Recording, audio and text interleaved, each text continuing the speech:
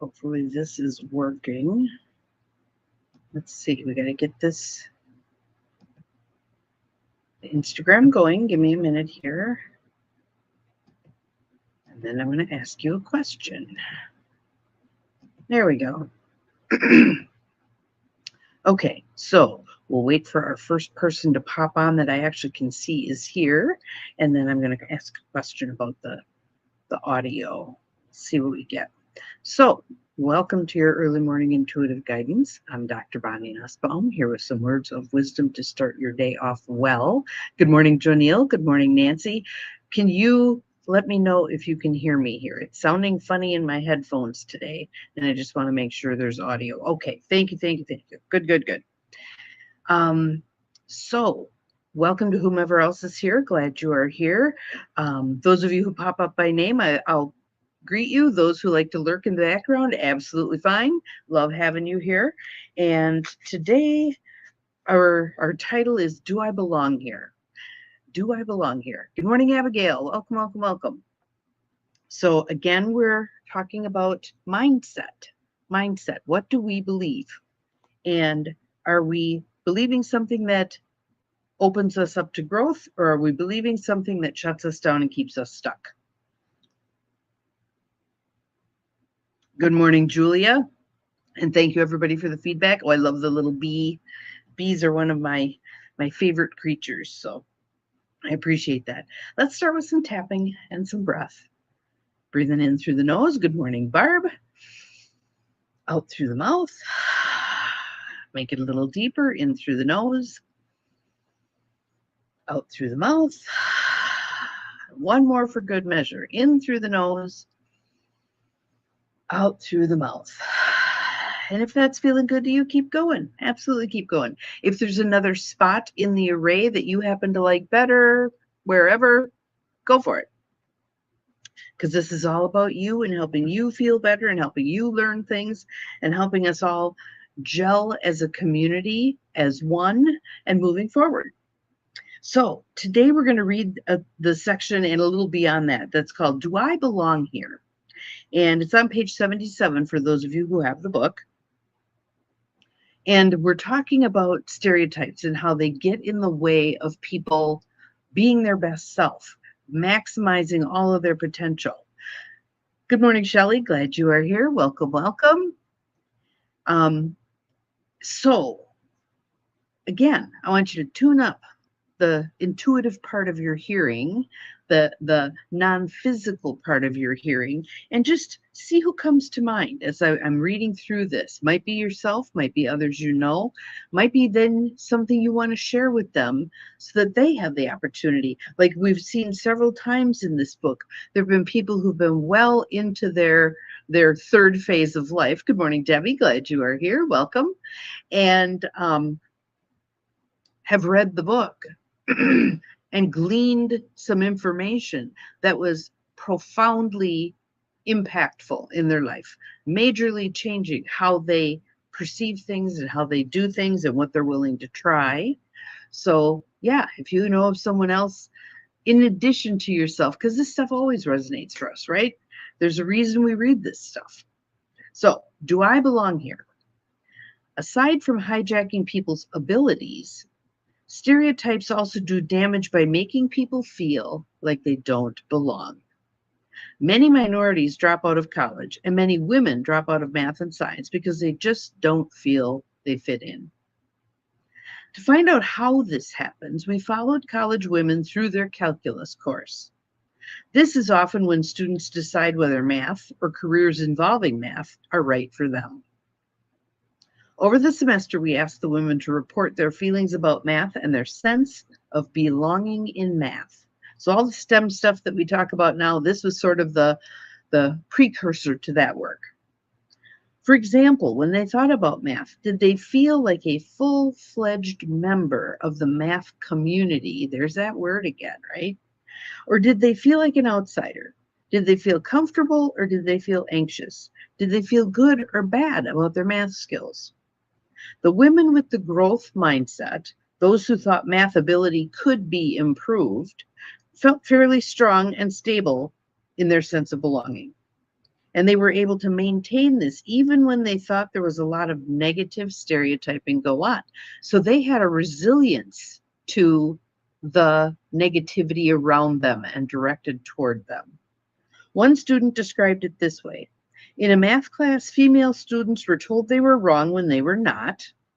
They were, in fact, doing things in novel ways. It was absurd and reflected poorly on the instructor not to see the students' good reasoning. It was all right because we were working in groups and we were able to give and receive support among us students.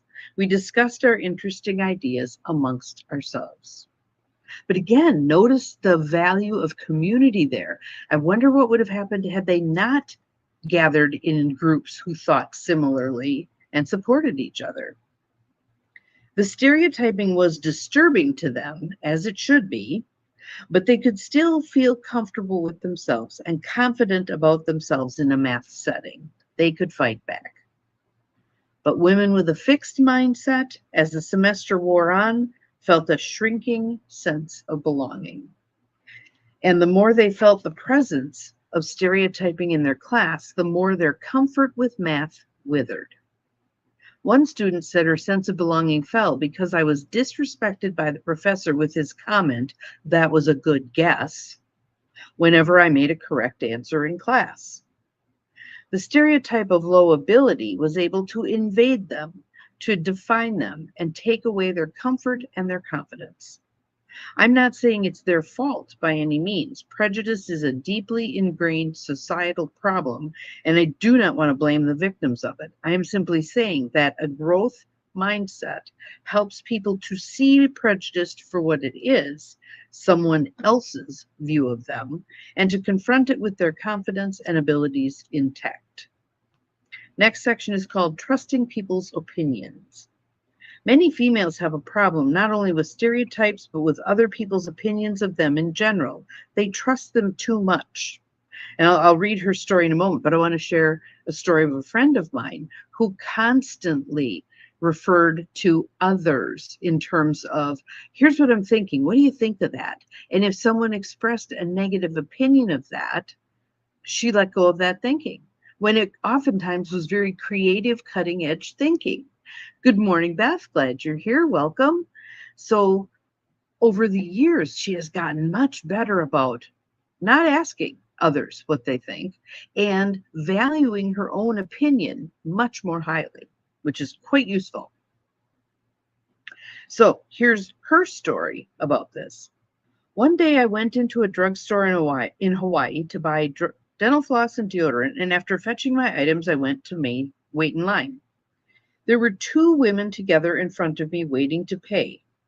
Since I am an incurable time stuffer, at some point I decided to get my money ready for when my turn came.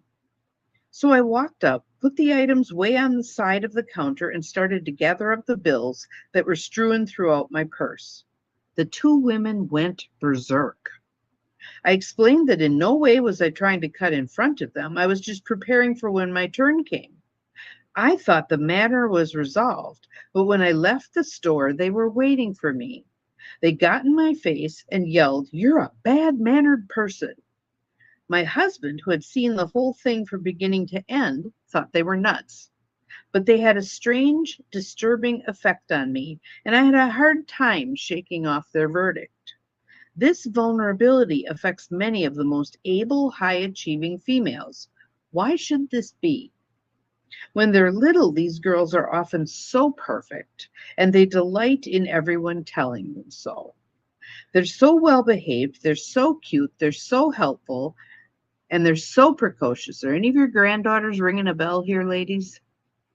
Girls learn to trust people's estimates of them.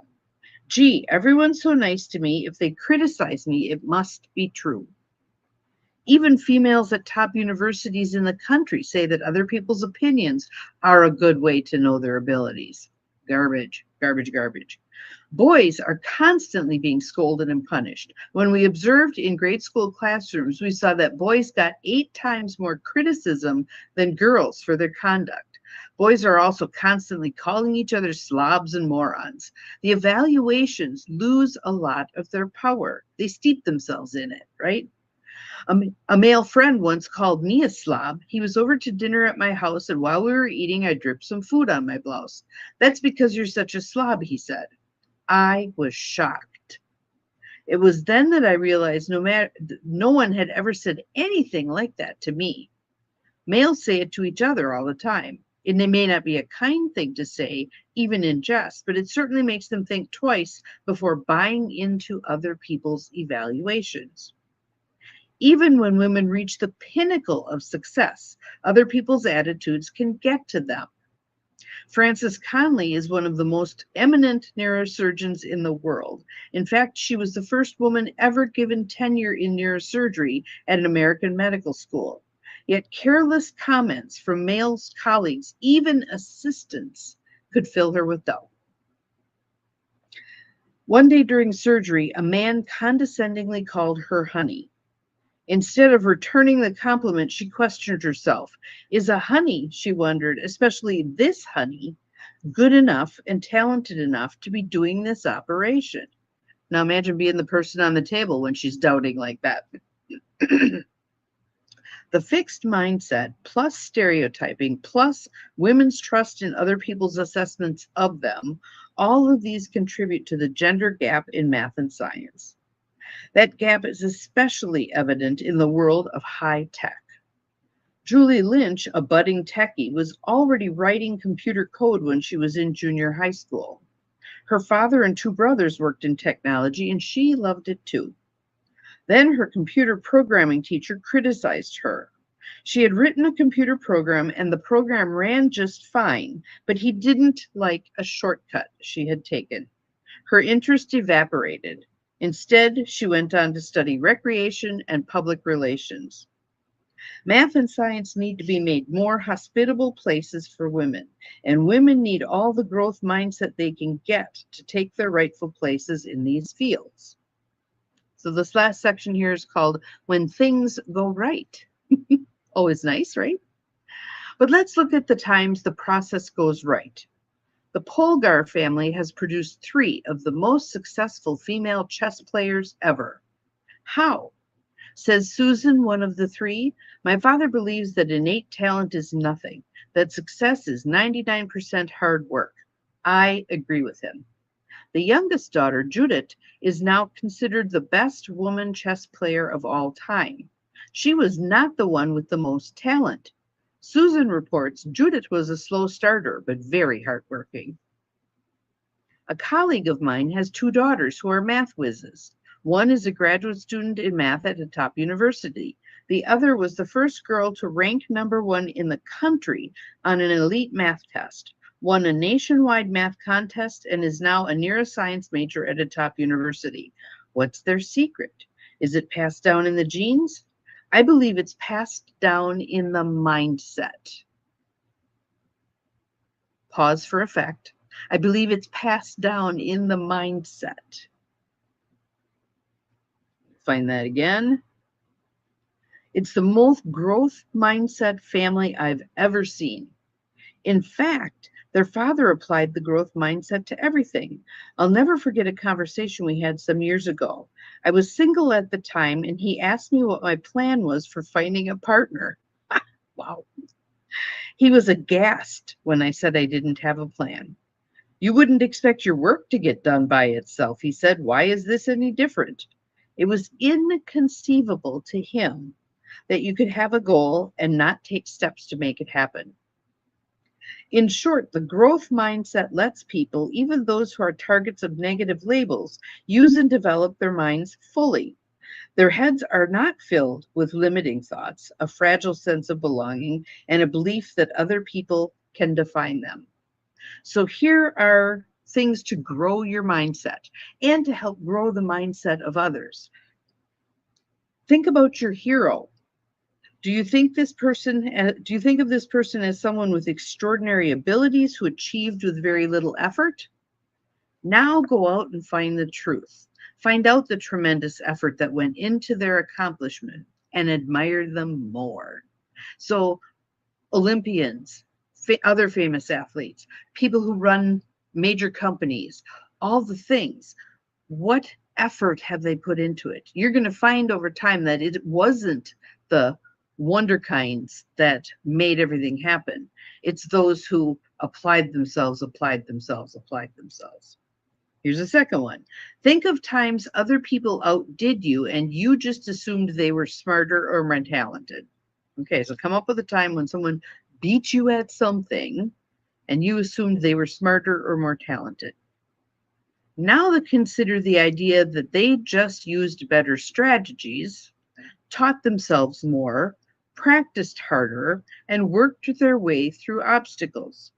You can do that too if you want to. Are there situations where you get stupid? Where you disengage your intelligence? Yes. Every time I talked to, this was years ago, every time I talked to my banker, I just assumed that I was not capable of figuring this stuff out. It's not rocket science. It's not rocket science. And now we have the cheating thing of there's all kinds of calculators online. I just used them, several of them. One was if I start a 529 education plan for my granddaughter and I put this much in to begin with and this much per month and we get to 18 years old, how much will she have? You know, all that kind of stuff. I would have totally avoided that previously because I didn't believe I was good at math. So then you freeze up. And I remember I have in Mary Kay, my upline is a former banker. And so the number stuff was very easy for her. So I don't know, 15 years ago when I started my Mary Kay business, she would talk all the time about the numbers. And I finally said to her, Diane, when you talk to me like that, it's like Charlie Brown's teacher. Wah, wah, wah, wah, wah, wah. It's not processing. I don't think that way. So we had our ways of working around that fixed mindset. Now that fixed mindset has changed. I'm more than happy to mess with the numbers. I feel confident in messing with the numbers. So, are there situations where you get stupid, where you disengage your intelligence? Next time you're in one of those situations, get yourself into a growth mindset. Think about learning and improvement, not judgment, and hook it back up. Think about being a student, and who's ever talking to you is the teacher, is the professor, is the one educating you. Then you're going to ask intelligent questions. You're going to probe what you don't understand, and you'll get it. Eventually, you'll get it. Next one. Do you label your kids or grandkids or neighbor kids, or do you label people? This one is the artist and that one is the scientist. Next time, remember that you are not helping them, even though you may think you're praising them. Remember our study where praising kids' abilities lowered their IQ scores. Find a growth mindset way to compliment them. These two work really hard on the things that they love. These two are really gifted when it comes to asking questions, blah, blah, blah, something of that ilk. Next one. More than half of our society belongs to a negatively stereotyped group. Think of the numbers. More than half of our society belongs to a negatively stereotyped group. First, you have all the women, and then you have all the other groups who are not supposed to be good at something or other. Give them the gift of the growth mindset. Create an environment that teaches the growth mindset to adults and children in your life, especially the ones who are targets of negative stereotypes. Even when the negative label comes along, they'll remain in charge of their learning. So let's say you're working with one of your grandkids and they're getting frustrated and they want to quit. Be praising their efforts. I see you got frustrated, but you picked it up again. Good for you. Let's keep going. You're doing fabulous. Just keep working with them. Give them the support to keep trying, keep trying, keep trying. When they crash and burn when they're doing something, they fall off a piece of gym equipment, whatever it is, I'm not doing that again. Do the little snuggle thing. That is absolutely fine. But then say, let's try it together again. Let's do it together. And let's try something different. What do you think you might want to try different than you did the last time? Just be the curious person and be very matter of fact about this. Don't make a big hairy deal out of it, but you keep encouraging. So A friend of mine was talking about this with regard to her granddaughter. She's got two granddaughters and a grandson, and the middle granddaughter is a maniac. She will just, whatever it is, she's going to do it. Jump off something, yep. Fly high, yep. The oldest one is more reserved with that stuff. So they went to one of those fun places where you do all kinds of things. Mostly they were in harnesses and doing zip lines and all kinds of things. And the oldest one, there was one area where you kind of jumped off, and she just wasn't comfortable doing that. So she came back down and kind of came back over to grandparents for some reassurance. And they gave her reassurance, and they just kept working with her. And after about the fourth time, she decided she was going to try it, and she did it, and she was so excited, and they praised the effort. Look at you go. You got back up there, you tried it again, even though you were scared. You did fabulously. Doesn't matter that the little sister was jumping off the whole time. It's about overcoming that mindset of either I don't think I'm capable of this, or what if people watch me? What if people judge me? What if, what if I'm not good at it? All the things, all the things. So you just keep working with them. But well, let's take a whack at it again. Let's try it again. Let's see what happens. Let's learn from what happened. This is, that growth mindset, right? So there's 8 of you on here right now with me. I'd love to have you go out and talk to somebody about this today. Hey, I watched this thing today and we were talking about what kind of mindset do we have when we're trying something. Fixed mindset, growth mindset. Here's the difference. Here's how I'm going to change my own mindset. Here's a situation where if I had had the other mindset, it probably would have been more effective, etc., etc. So that's it for today. Tomorrow morning will be very, very early. Got to go see my baby, and have an awesome day today. We'll see you again tomorrow. Remember, you're capable of far more than you think you are. Bye-bye.